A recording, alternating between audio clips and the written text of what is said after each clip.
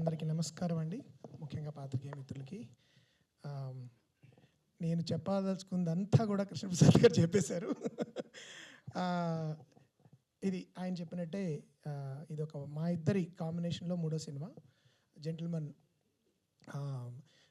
Nani gentleman ఆయనకి second innings అవ్వచ్చు, కానీ నాకు ఆ టైంలో బందిపోటు అనే సినిమా వచ్చి ఫెయిల్ అయింది. ఆయన ఇచ్చిన అడ్వాన్స్ నేను రిటర్న్ చేసేసి, ఇప్పటికీ మీరు ఇంకా సినిమా చేయదలుచుకుంటున్నారు నాతో అని అడిగినప్పుడు, లేదు నీతో నేను చేయదలుచుకుంటున్నానని చెప్పి ఆయన నన్ను నమ్మి జెంటిల్మన్కి మళ్ళీ నన్ను పిలిచారు. సాధారణంగా ఆ టైంలో ఆయనే కొంచెం చాలా లోలో ఉన్నారు, కష్టాల్లో ఉన్నప్పుడు ఎందురా బాబు ఫ్లాప్ డైరెక్టర్తో సినిమా తీయడం అని అనుకుంటారు సాధారణంగా. ఆయన అలా అనుకోలేదు, నమ్మారు. ఆ నమ్మకం అప్పటి నుంచి ఇప్పటివరకు మా రిలేషన్షిప్లో మేము చేసే సినిమాల్లో అది కంటిన్యూ అవుతోంది.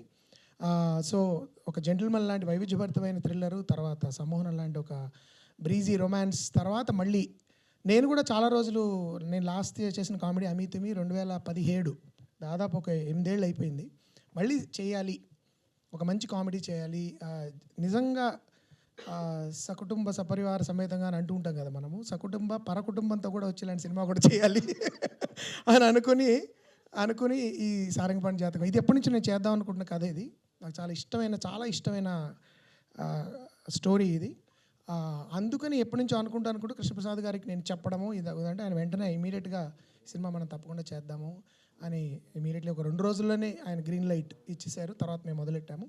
అండ్ ఆఫ్ కోర్స్ మిగతా ఇంకా the entire cost and crew.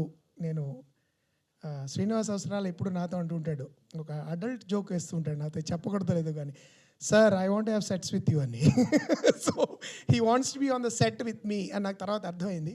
So I really enjoy working with Srini for the same reason. There goes the reel, there goes the content. thumbnail వచ్చేసింది కదా. సో